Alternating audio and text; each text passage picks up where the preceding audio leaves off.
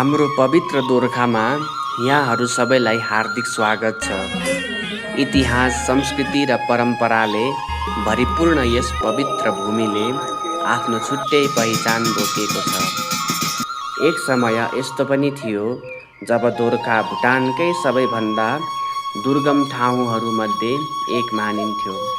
यहाँ गाडी चल्ने सडक थिएन, न त बिजुलीको सुविधा नै थियो। यस्ता कठिन परिस्थितिहरूका बावजुद पनि यहाँका मानिसहरू मेहनती, दृढ र एकताबद्ध भएर निरन्तर अघि बढे। आज दोर्खाको नाम सुन्न साथ धेरैको मनमा आमो छु, जसलाई तुर्सा नदी भनेर भनिन्छ र त्यससँग जोडिएका दुःखद घटनाहरूको सम्झना आउँछन्। तर यही शक्तिशाली तुर्सा नदीको किनारमा रहेको दोर्खा आज पनि भुटानका सबैभन्दा शान्त र विशेष ठाउँहरूमध्ये एक हो। दुर्गम ठाउँ भए तापनि यस भूमिले देशको सेवामा समर्पित धेरै महान व्यक्तित्वहरू जन्माएको छ। बिरामीहरूको उपचारमा भगवान सरह सेवा गर्ने डाक्टरहरू, राष्ट्रप्रति समर्पित मन्त्रीहरू तथा धेरै राष्ट्रसेवक यानि सिभिल सर्भेन्ट्सहरू यही पवित्र भूमिबाट जन्मिनु भएको छ। ती महान व्यक्तित्वहरूमध्ये श्री उमापति फुँयेलज्यू पनि एक हुनुहुन्छ।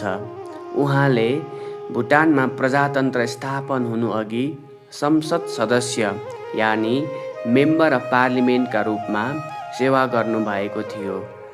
लामो समयसम्म धेरै सङ्घर्ष र कठिनाइहरूको सामना गर्दै उहाँले हाम्रो दोर्खाको विकास र समृद्धिका लागि अमूल्य योगदान दिनुभएको छ।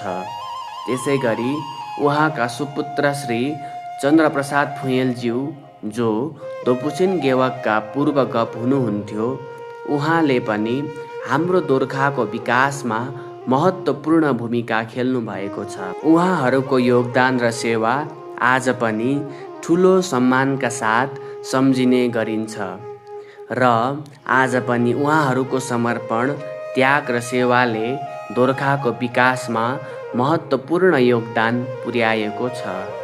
हालै उहाँहरूको परिवारले फेरि एकपटक सम्पूर्ण समुदायका लागि प्रेरणादायी उदाहरण प्रस्तुत गर्नुभएको छ। नयाँ घर निर्माण गर्नुका साथै आफ्नै निवासमा मन्दिर स्थापना गरी भगवान शिव पाञ्चायन देवताको पवित्र प्राण प्रतिष्ठा सम्पन्न गर्नुभएको छ। त्वमेव माता च पिता त्वमेव, त्वमेव बन्धु च सखा त्वमेव, त्वमेव विद्या द्रविडं त्वमेव, त्वमेव सर्वं मम देव देव।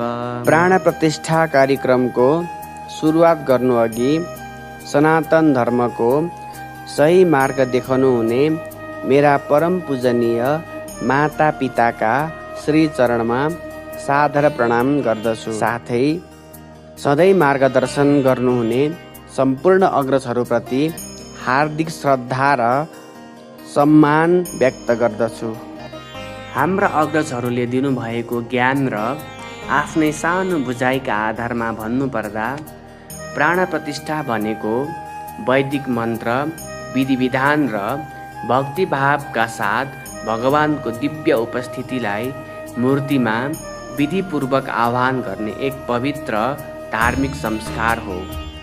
यस संस्कारपछि उक्त विग्रहलाई सजीव दिव्य स्वरूप मानेर श्रद्धा र भक्तिपूर्वक पूजा गरिन्छ। हिन्दू धर्ममा मूर्ति केवल ढुङ्गा, धातु वा काठबाट बनेको आकृति मात्र होइन।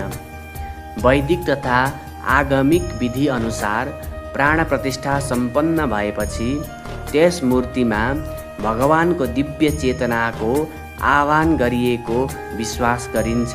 त्यसपछि उक्त मूर्तिलाई पूजनीय देव स्वरूप मानेर आराधना गरिन्छ। अब प्राण प्रतिष्ठाका विभिन्न चरणहरूलाई छोटकरीमा बुझौँ। गर्भधान। प्राण प्रतिष्ठाको यात्रा गर्भधान संस्कारबाट सुरु हुन्छ। यस चरणमा सम्पूर्ण अनुष्ठानको सङ्कल्प, शुद्धिकरण तथा शुभ आरम्भ गरिन्छ। मूर्ति शुद्धिकरण। मूर्तिलाई पवित्र जल, गङ्गाजल तथा अन्य पवित्र द्रव्यले स्नान गराई वैदिक मन्त्रका साथ शुद्ध गरिन्छ। जलादिवास मूर्तिलाई पवित्र जलमा विराजमान गराइन्छ। यसले शुद्धता, जीवन र दिव्य ऊर्जाको प्रतीक जनाउँछ। धान्यादिवास मूर्तिलाई धान वा चामलमा राखिन्छ। यसले समृद्धि, उर्वरता र शुभताको प्रतीक जनाउँछ। पुष्पादिवास मूर्तिलाई सुगन्धित पुष्पहरूले सजाइन्छ। श्रद्धा, भक्ति र पवित्रताको प्रतीक जनाउँछ।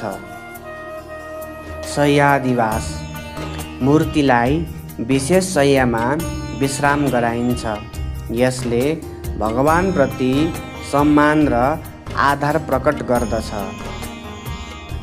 नेत्रोन्मिलन यस संस्कारमा भगवानको नेत्र उद्घाटन गराइन्छ। यसले भगवानको दिव्य दृष्टिको प्रतीकात्मक सुरुवात जनाउँछ। प्राण प्रतिष्ठा यो सम्पूर्ण अनुष्ठानको मुख्य चरण हो। वैदिक मन्त्र र यज्ञ मार्फत भगवानलाई मूर्तिमा विराजमान गराई दिव्य चेतनाको स्थापन गरिन्छ। महाअभिषेक भगवानलाई जल, दूध, दही, घिउ, मह, चिनी तथा अन्य पवित्र द्रव्यद्वारा अभिषेक गरिन्छ। यसले श्रद्धा, भक्ति र पूर्ण समर्पण प्रकट गर्दछ। अलङ्करण भगवानलाई नयाँ वस्त्र, आभूषण, पुष्पमाला र चन्दनले सुन्दर रूपमा सजाइन्छ।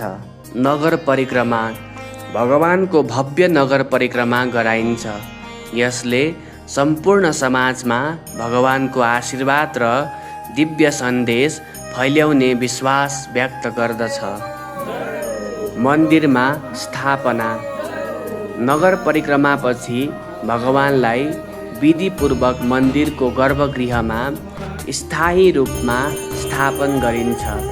यससँगै दीप प्रज्वालन, आरती, नैवेद्य तथा पहिलो सार्वजनिक दर्शन सम्पन्न गरिन्छ। त्यसपछि भगवानको नित्य पूजा, आरती र सेवा नियमित रूपमा सुरु हुन्छ। प्राण प्रतिष्ठा विक्रम सम्वत 2082 सालको फाल्गुन महिनामा सम्पन्न भएको थियो।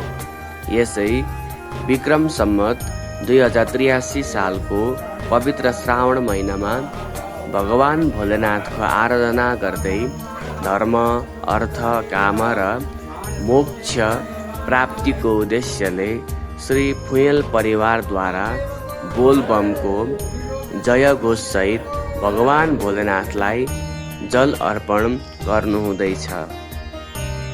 यस्ता पवित्र धार्मिक अनुष्ठानहरूले हाम्रो संस्कृति, आस्था र परम्परा आज पनि जीवित रहेको सन्देश दिन्छन्। यस्ता पुण्य कर्महरूले समाजलाई अझ सुदृढ बनाउँदै भावी पुस्तासम्म धर्म र संस्कृतिको उज्यालो फैलिरहोस् भन्ने शुभकामना व्यक्त गर्दछौँ। भगवान शिव शङ्करले सम्पूर्ण प्राणीहरूलाई शान्ति, सुस्वास्थ्य, ज्ञान र सुख प्रदान गर्नुहोस्। ओम नमः शिवाय। यस प्रकारको भिडियो निर्माण गर्न निरन्तर प्रेरणा र हौसला दिनुहुने मेरो परम पूजनीय पिताजी प्रति हार्दिक कृतज्ञता व्यक्त गर्दछु। साथै यस भिडियो निर्माणका लागि आवश्यक छोटो छोटो भिडियो दृश्यहरू सङ्कलन गर्न अमूल्य सहयोग गर्नुहुने श्री तारा भुँयल दादाप्रति पनि हार्दिक धन्यवाद तथा आभार व्यक्त गर्दछु। यस भिडियो निर्माणका क्रममा प्राण प्रतिष्ठासँग सम्बन्धित कुनै विधि छुटेको वा कुनै जानकारीमा त्रुटि भएको भए विद्वान तथा जानकार महानुभावहरूले कृपया मार्गदर्शन र सुधार गरिदिनु हुन विनम्र अनुरोध गर्दछौँ।